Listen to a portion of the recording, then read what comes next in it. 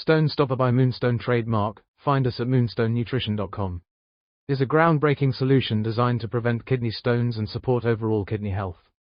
Developed by top kidney stone doctors from NYU, Harvard, and UCSF, this product is rooted in decades of research and clinical expertise. Stone Stopper features 30 MEq of alkali citrate, a clinically proven ingredient that increases urine citrate and pH to prevent kidney stone formation. By reducing the ability of calcium in the urine to bind with oxalate, this formula helps dissolve and prevent calcium oxalate, uric acid, and cystine stones. Unlike lemon juice or citrus beverages, Stone Stopper pairs citrate with essential nutrients like potassium, sodium, and magnesium, ensuring it works effectively to protect your kidneys. Stone Stopper is sugar-free, gluten-free, low in calories, and enriched with magnesium and vitamin B6, available in ready-to-mix powders and capsules. Customers praise its effectiveness and ease of use. With one sharing, Stone Stopper made my life so much easier, no more fear of another kidney stone. Another wrote, finally, a product that works and tastes great. My doctor recommended it, and I'm so glad I tried it. Stone Stopper by Moonstone TM, find us at moonstonenutrition.com. Listener discount. I've arranged the highest exclusive discount for my listeners. Use my promo code to get 30% off moonstonenutrition.com, ERADIO. The Avengers radio series, a cultural phenomenon in South Africa back in the 1970s. South Africa was a country with no national television service. It wasn't until 1976 that the country would get its first taste of television broadcasts. But before that, radio was the primary medium of entertainment and information for the masses. This was the context when The Avengers, a British spy FI series, made its debut on South African radio and became a cultural phenomenon. The Avengers was a British television series that originally aired from 1961 to 1969. The show revolved around the adventures of John Spade, a suave and sophisticated secret agent, and his various female associates. The series was a unique blend of traditional spy thriller elements with science fiction and fantasy, which set it apart from other shows of its time. While the series was hugely popular in the UK and had also made a significant impact in the American markets, being one of the rare British series given a network transmission slot, it was virtually unknown in South Africa. This was primarily due to the lack of a national television service in the country until 1976. However, as a film series, The Avengers was able to gain some exposure in South Africa through film rentals. But it was the launch of the radio series that truly brought The Avengers to the masses in South Africa. Come and listen at www.myclassicradio.net.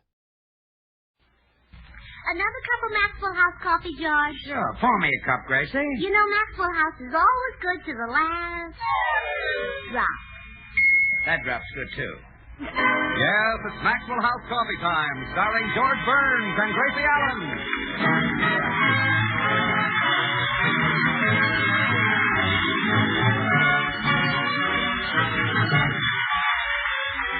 With our special guest, Howard Duff, who is the famous detective Sam Spade. Yours truly, Toby Reed, Joseph Kearns, Eric Snowden, Harry Lubin, the Maxwell House Orchestra, and Bill Goodwin. For America's Thursday night comedy enjoyment, it's George and Gracie. And for America's everyday coffee drinking enjoyment, it's Maxwell House. Always good to the last drop.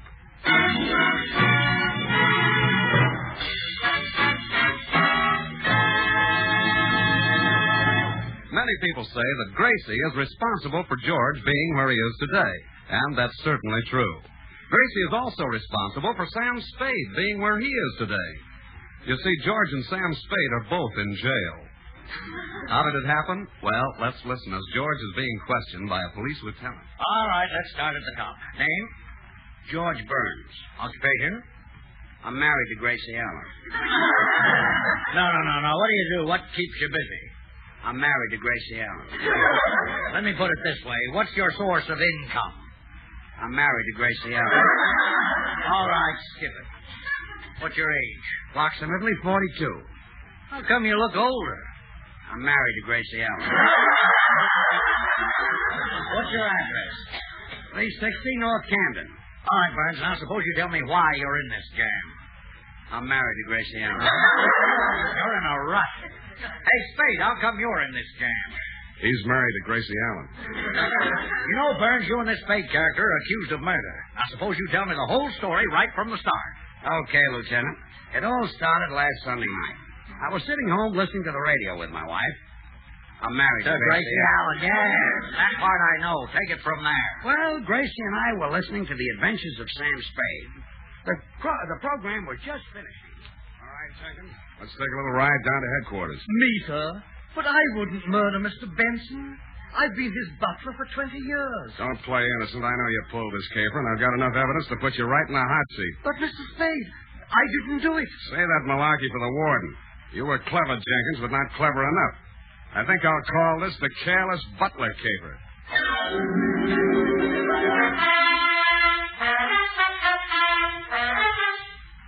Why did you turn off the radio, Gracie? Sam Spade got the wrong man tonight. What? I'm positive that Jenkins the butler wasn't guilty. An innocent man is going to get the hot plate. Hot seat. And don't worry. You'll only get it on the radio. Well, who cares where they put it? When he sits down, it'll burn. I've got to talk to Sam Spade right away. Honey, Sam Spade is not a real detective. I'll say he isn't. Any man who'd make an innocent butler sit on the hot plate... Gracie, he'll get a hot seat. Oh, he sure will after he sits on that hot plate. Look, here's what I mean. On his program, Sam Spade is a private detective. But in real life, he's just an ordinary guy. Just like on your program, you're a nitwit. But in real life...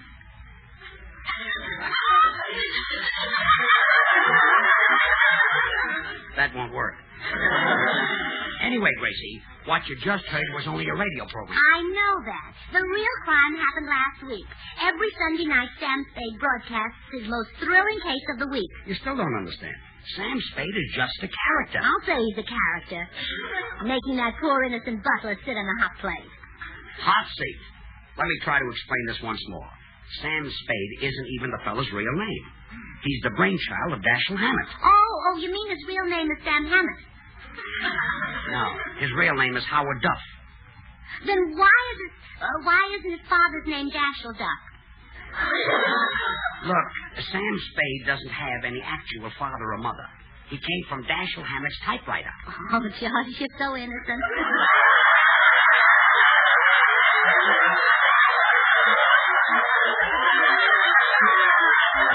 You know, I'll bet you believe that old story about coming from under cabbage leaves, too.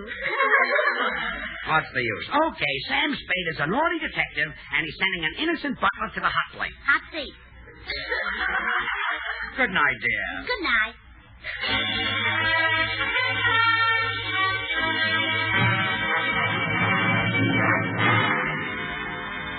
Well, Lieutenant, I didn't think any more about it. I was tired. It was past my bedtime. What time was it? It was after 9. Gee. So I went to bed thinking Gracie would follow me. Instead, she followed Sam Spade. Oh, what do you mean? Let me tell you about that part of it, Lieutenant. Okay, Spade. Well, I'd finished my regular Sunday night show at the broadcasting studio, after which the actors lingered on for a little bull session, you know, who stepped on whose lines, I want a bigger part next week, and so forth. So, it's about 10 when I step out into the California night air, which is also about 10. But there's no snow, so I decide to walk home.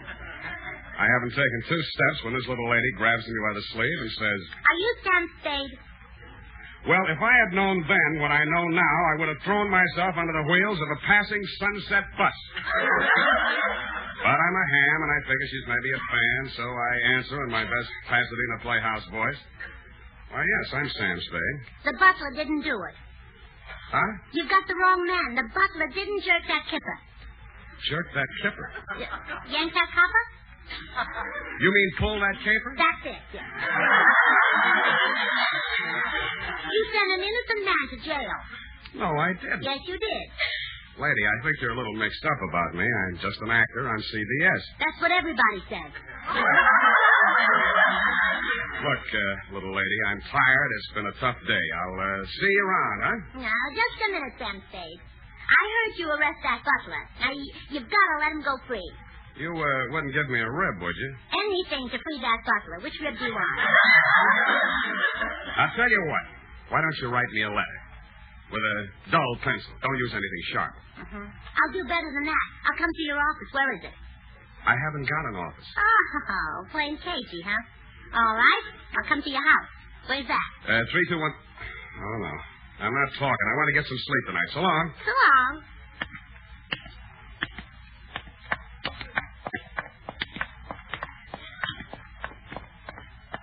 Why are you following me? What do you want? Got a cigarette? Sure. Here you are. Thanks. Got a match? Sure. Want me to light it for you? No, thanks. I don't smoke. Then why did you ask me for a cigarette? Well, I thought I'd better have it in case somebody asked me for one. I see. Would you like a cigarette? No, thanks. Well, good night. Good night.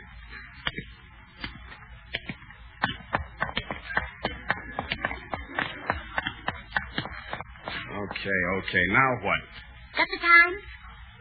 Yeah, it's exactly 10:10. Thanks.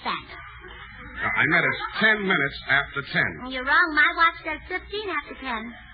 You've got a watch? Sure. Then why did you ask me the time? Want a cigarette? No.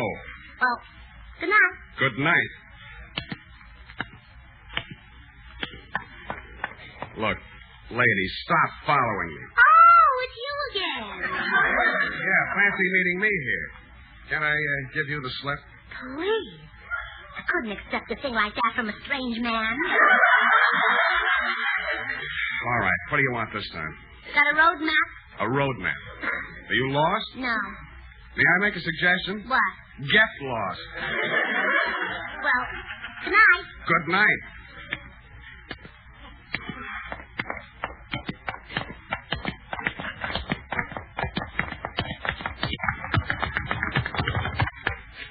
Well, I've had enough of this little lady. You've seen the end of me. Yeah, for 2 blocks. This time I'll lose you. Hey, taxi. Let's get out of here, Cabby, but fast.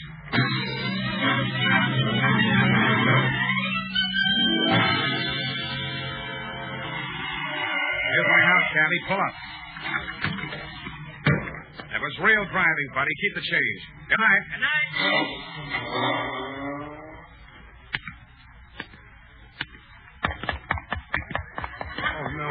Oh, no. How did you get here? On the back of that cab. Who are you, anyway? Oh, no. I'm too smart to tell you who I am. If I did, you'd complain to my husband, George Burns. Oh, so you're Gracie Allen. How did you find out? You forget I'm a detective. Oh. And now I know what the National Safety Council means when they say don't be a Gracie. Oh, never mind that. Are you going to let the butler go? Look, Gracie, there's really no butler in prison, and I'm not really Sam Spade. Oh, now don't give me that story about your mother being a typewriter. You're not talking to a child. I'm older than I look. Okay, Gracie, I see there's no use arguing with a smart girl like you. I'll see that the butler gets out. I'll get him the best mouthpiece in town. Get him out first. Fix his teeth later. Okay. Good night.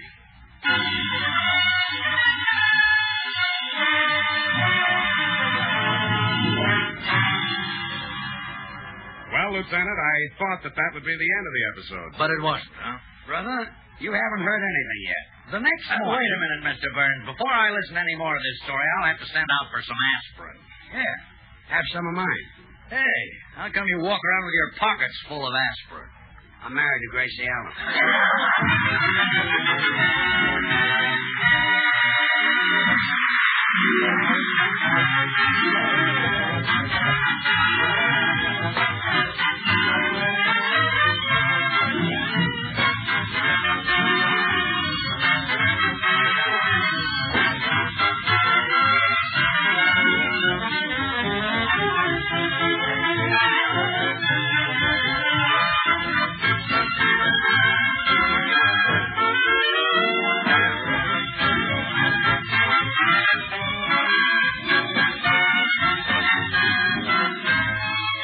with it, Strike Up the Band, the glorious music of George Gershwin.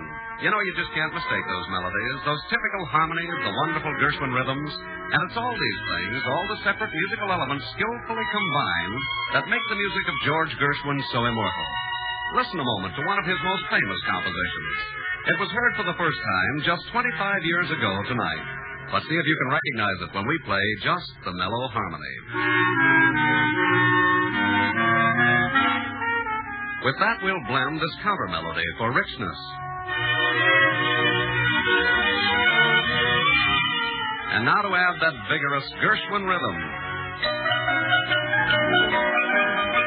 Finally, we'll round out this great score as Gershwin intended you to hear and enjoy it by adding his full-bodied melody.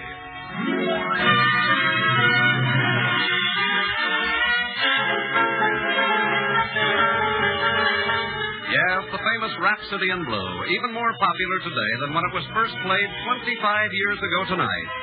Like all great composers, George Gershwin knew well that great music requires not one, but many fine musical parts, all skillfully blended into one harmonious score. And friends, it takes the same skill in blending to bring you great coffee, famous Maxwell House coffee. Its flavor, rich, satisfying, good to the last drop flavor that's made Maxwell House America's favorite brand of coffee.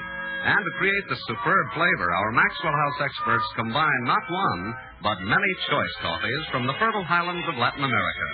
First, they select premium grades of Monticelli's coffees for mellowness. To these coffees, fine medallions are added for richness. But famous Maxwell House flavor must be more than mellow and rich, so other choice coffees are added for vigor. And then Bucaramanga's coffees contribute their fine, full body.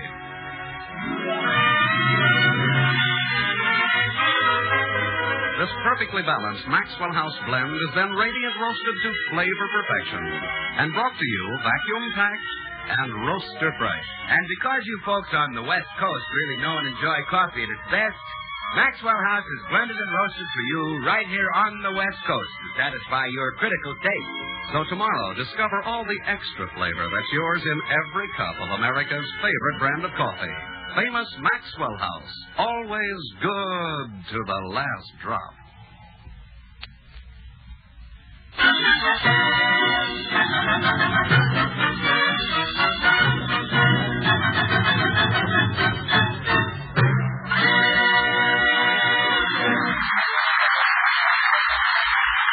And now, back to the city jail, where George and Sam Spade are trying to explain how Gracie put them there. Let's see if I've got this straight so far, Burns. Your wife listened to Sam Spade's program, thought he was really sending an innocent butler to the chair, and started hounding him. That's right, Lieutenant. What did you think, Spade? I didn't know what to think, Lieutenant. The surveys tell me I have 10 million odd listeners, but I didn't think any of them were that odd. Well, anyway, to get rid of her, you told her that you'd free the butler. Yeah, but that didn't satisfy Gracie. She demanded to see the guy. That's when Spade came to me for help. He asked me to make Gracie leave him alone. What'd you say? I told him to ask me something easy, like getting Westbrook Pegler to dance with Eleanor Roosevelt.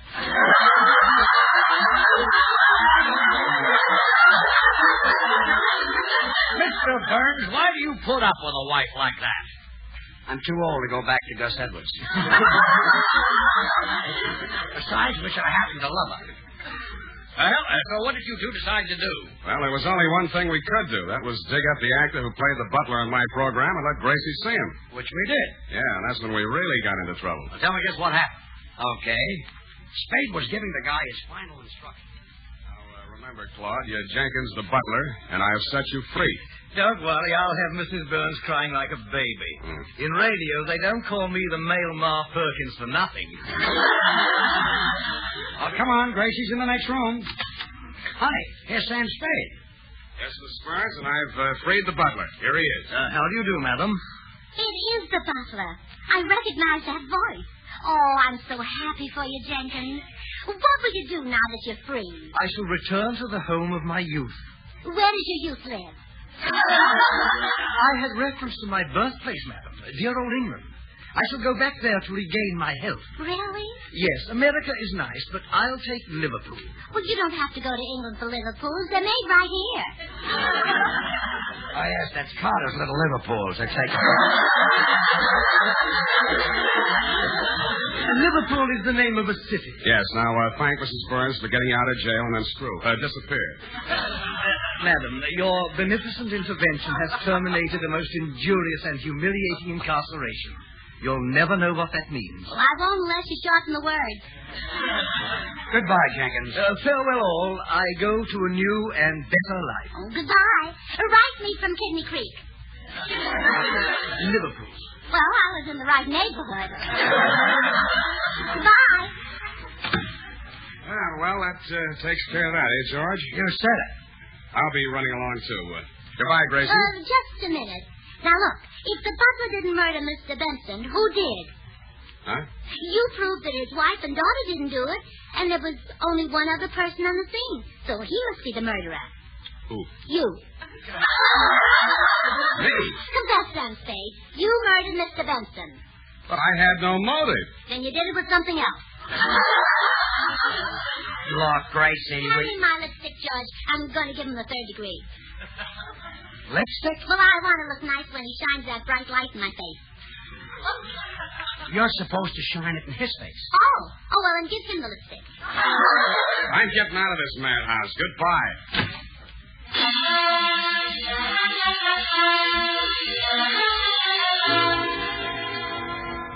Well, Lieutenant, Spade ran out of that house like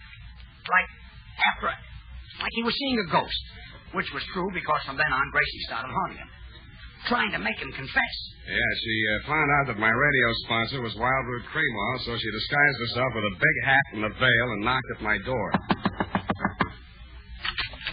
Sam Spade? Yes. How do you do? My name is Wildroot. Wildroot? Perhaps you know my husband, Willie Cream Oil. My full name is Mrs. Wildroot Cream Oil. I'm the wife of your sponsor.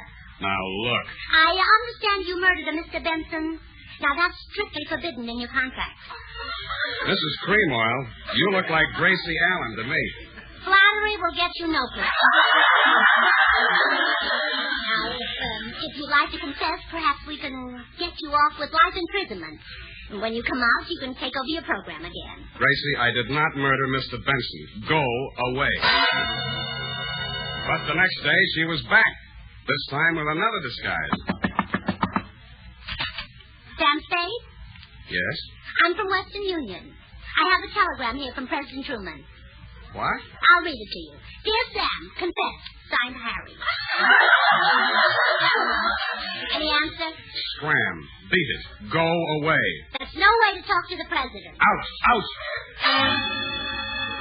But the third day topped everything. She posed as a private detective. Sam Spade? Yes? I'm Sally Shovel. Now, listen, chum.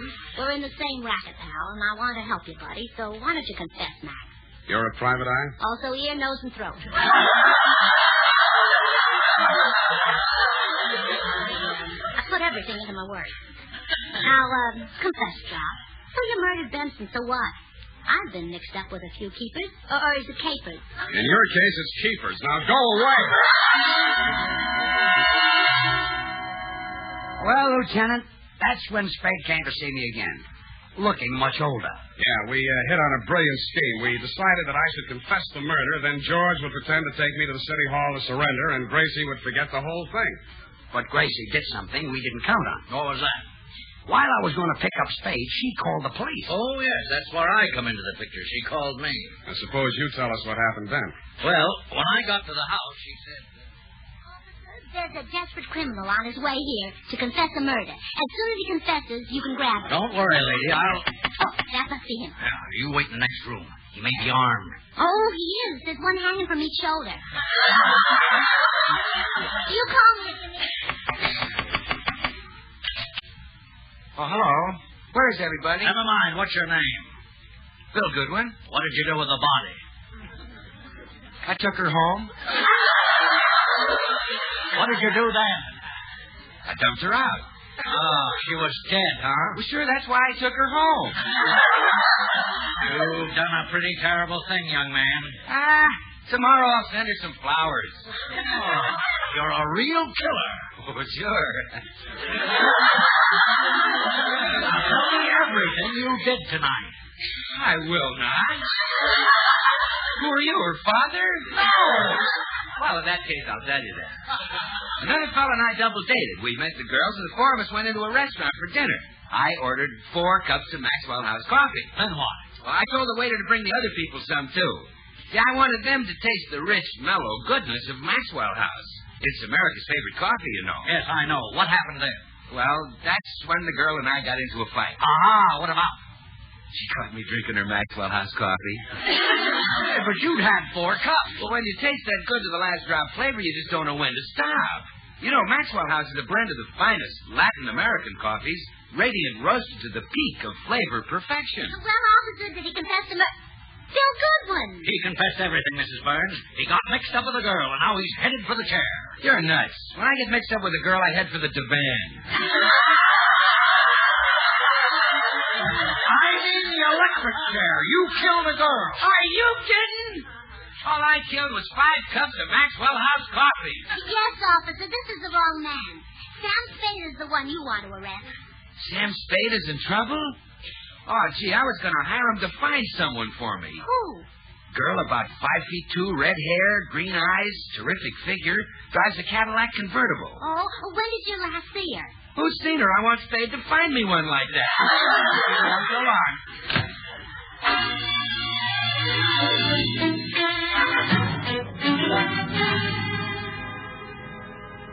Well, there won't be any mistake this time, officer. Here comes my husband up the walk with the real murderer. Yeah, anyone can tell that guy's a criminal. Look at that low forehead. That's my husband. Oh. Well, this time I want to hear the confession before I make the pinch. I'll just duck into this closet. Oh, poor Mr. Spade. I hate to think of him sitting in the electric chair with those long legs. He'd be so uncomfortable. Well, here he is, Gracie. Ready to confess. Yes, I can hide the truth no longer. I killed Benson. Why did you do it, Mr. Spade? That man murdered my mother, ruined my father, tortured my sister, and robbed my brother. Oh, then it was nothing personal. No, I just didn't like him. Oh, how did it happen? Benson was standing in a bar, see? I walked up to him, let him have 2 slugs, and he fell to the floor. Couldn't hold his liquor, huh? You let him have 2 slugs from a pistol. Now keep quiet and let the man confess. Yes, dear. I never gave him a chance, see? I shot him down in cold blood. As he lay on the floor, I pulled the trigger again and again and again. When the gun was empty, I stood over his body and laughed like the fiend that I am. I should be locked up for 20 years, 30 years. I'll make that 40. Huh? Who are you? I'm Regan from Homicide. I called him over to hear your confession. Okay, come on, Spade. Officer, wait a minute. Let me explain. Mr. Spade and I cooked this whole thing up together. Oh, an accomplice. I'll take you along, too. Wait a minute. I've never done anything wrong in my life. Well, of course not. He's my husband. The man who married me. All right, so I did one thing wrong. Come on, you two.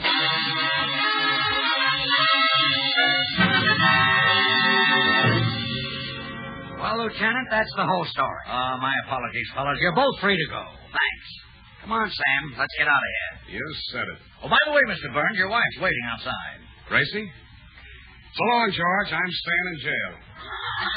So long. Oh, hello, darling. Hello, Gracie. Let's go home. Oh, I can't, sweetheart. I've got something important to do. Hey, you've got that big hat and that veil on again. Where are you going? Well, while you were in jail, I heard Ellery Queen on the radio, and he arrested the wrong man. Oh, no, you're not going to sell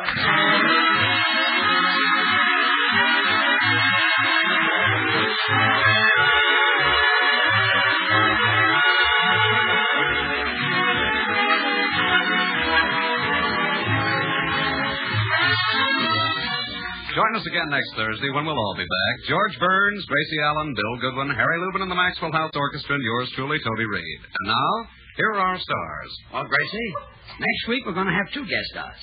Mr. and Mrs. James Mason. James Mason? He's that wonderful English actor who's so mean and so rough with women. That's the man. Gee, he might hit me. Oh, but with you here, he wouldn't dare. You said it. You'd show him. If he hit me, you'd hit Mrs. Mason. That's what I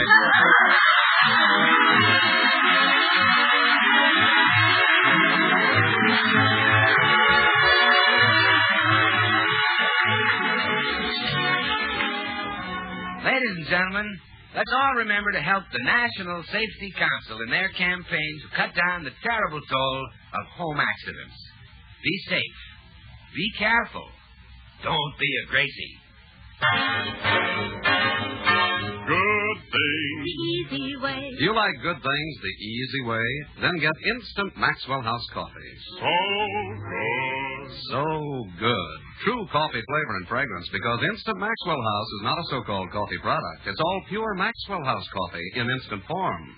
And so easy. So easy. Instant Maxwell House means great coffee instantly in your cup. No fuss, no muss, no bother. Today, try Instant Maxwell House. Instantly good to the last drop.